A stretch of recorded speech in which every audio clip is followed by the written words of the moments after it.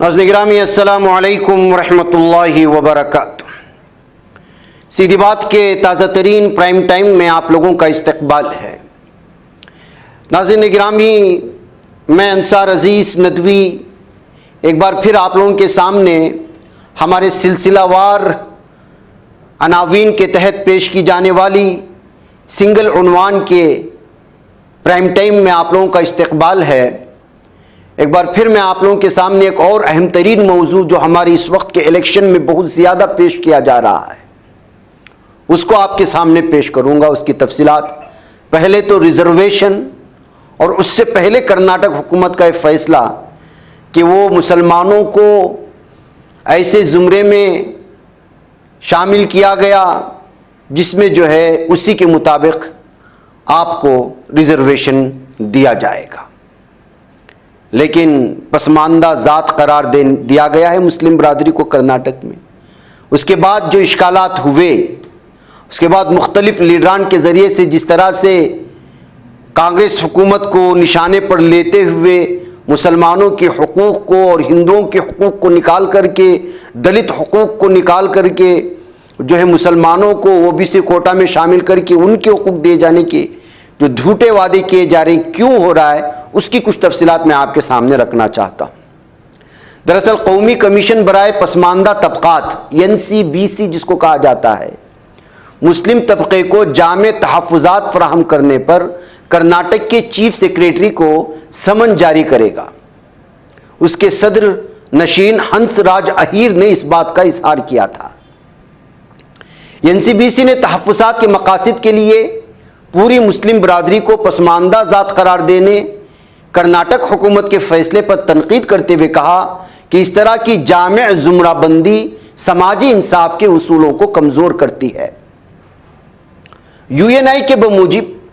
پسماندہ طبقات کے قومی کمیشن NCBC نے جمعرات کے روز یعنی گزشتہ جمعرات کے روز مسلم کمیونٹی کو مکمل ریزرویشن فراہم کرنے کے ریاستی حکومت کے فیصلے پر کرناٹک کے چیف سیکریٹری کو طلب کرنے کا اعلان کیا تھا۔ NCBC نے اس فیصلے پر تشویش کا اظہار کرتے ہوئے کہا کہ اس طرح کی وسیع درجہ بندی سماجی انصاف کے اصولوں کو نقصان پہنچاتی ہے۔ کمیشن کے چیئرمین ہنس راج اہیر نے جاری کردہ ایک بیان میں ریزرویشن کے لیے پوری مسلم برادری کو پسماندہ ذات کے طور پر درجہ بندی کرنے کے ریاستی حکومت کے اقدام پر تنقید کی تھی۔ اہیر کے مطابق یہ وسیع درجہ بندی مسلم معاشرے کے اندر موجود تنوع اور پیچیدگیوں کو پہچاننے میں ناکام رہی ہے۔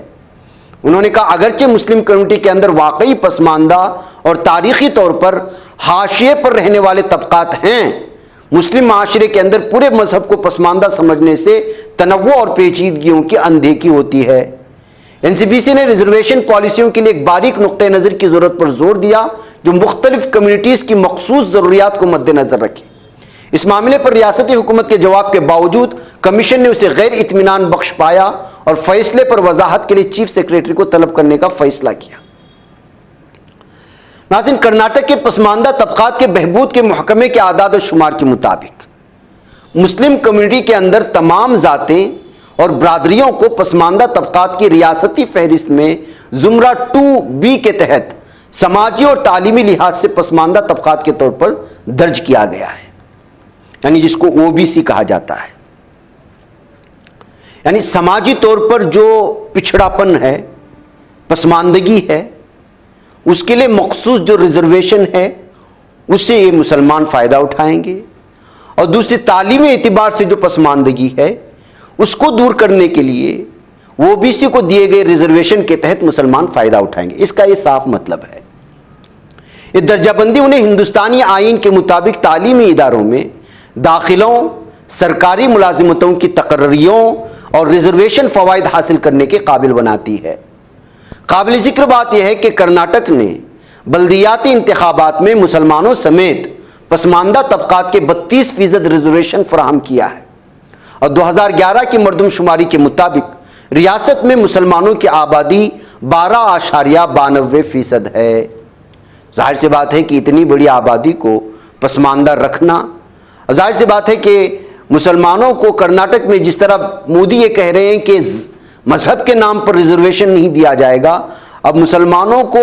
زمرہ بی میں شامل کرنے کا مطلب او بی سی میں، یہاں جو ہے بہت سارے طبقات کو زمرہ بی میں، الگ الگ سماج اور طبقات کو اس میں شامل کیا گیا ہے او بی سی کوٹا میں۔ تو یہاں مذہب کے نام پر کیا، وہاں پہ بہت سارے سماج والے تھے، اس میں پھر مسلمانوں کو شامل کیا گیا ہے، یہاں مذہب کے نام پر نہیں دیا جا رہا، اس بات کو بھی واضح کرنا ہے۔ بہرکیف ناظرین گرامی، ظاہر سی بات ہے کہ جب اس طرح کا کوٹا آتا ہے تو آپ کو گورنمنٹ میں سرکاری ملازمتوں میں اضافہ ہوگا، یعنی جہاں جہاں ریزرو کر دیا جاتا ہے کہ یہاں پر وہ بی سی کا شخص ہی الیکشن لڑے گا، تو ظاہر سی بات ہے کہ وہاں پر مسلمان پرچے نامزدگی پیش کر سکتا ہے۔ اور جہاں جہاں یہ طے ہوتا ہے کہ یہاں پر یا اس عہدے پر یا اس سرکاری ملازمت پر او بی سی سے تعلق رکھنے والے سماج اور قبائل کے لوگ ہی درخواست دے سکتے ہیں، تو ظاہر سی بات ہے کہ وہاں مسلمان فائدہ اٹھا سکتا ہے۔ اور تعلیمی اعتبار سے جہاں پر جو ہے مختلف عہدوں پر فائز ہونا ہو یا تعلیمی لیاقت دکھا کر کے یا اعلیٰ عہدوں پر جانے کے علاوہ تعلیم حاصل کرنے کے لیے بھی اگر کچھ زمرے مخصوص کیے گئے ہیں، کوٹے مخصوص کیے گئے ہیں کہ یہاں پر وہ بی سی سے تعلق رکھنے والے لوگوں کو ہی جو ہے درخواست دے سکتے ہیں، تو وہاں پر بھی مسلمان فائدہ اٹھا سکتے ہیں۔ تو اس طرح سے ایک خاص جو ہے کرناٹک کی کانگریس حکومت نے کوشش کی تھی مسلمانوں کو فائدہ ہو یا پھر او بی سی میں زمرے میں شامل کر کے ان کی تعلیمی اور سماجی اور جو کچھ بھی جو کمیاں ہیں اس کو دور کر سکے، لیکن ظاہر سی بات ہے ہندوتوا طاقتیں جو پہلے سے ہی اس کے پیچھے پڑی ہوئی ہیں، اور بی جے پی جو ڈرا ڈرا کر کے ہندوؤں کے ووٹ بٹور رہے ہیں، وہ ان کو کہاں سے قبول کرتی، تو وہ جو ہے لگاتار پورے کے پورے جو ہے اس وقت الیکشن کے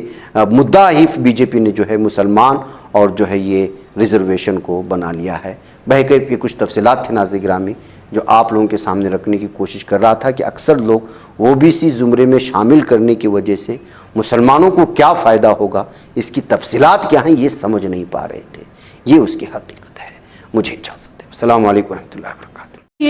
بچ پاتا ہے کوئی صحافی کی نگاہوں سے، ملاتا ہے یہ لوگوں کو محبت کی پناہوں سے،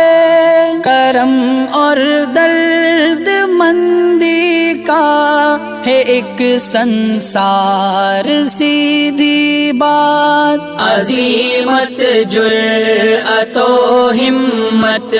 کا ہے اظہار سیدھی بات، عزیمت جرأت و ہمت کا ہے اظہار سیدھی بات۔ یہ چینل حق نگر بن کر کچل دیتا ہے فتنوں کو،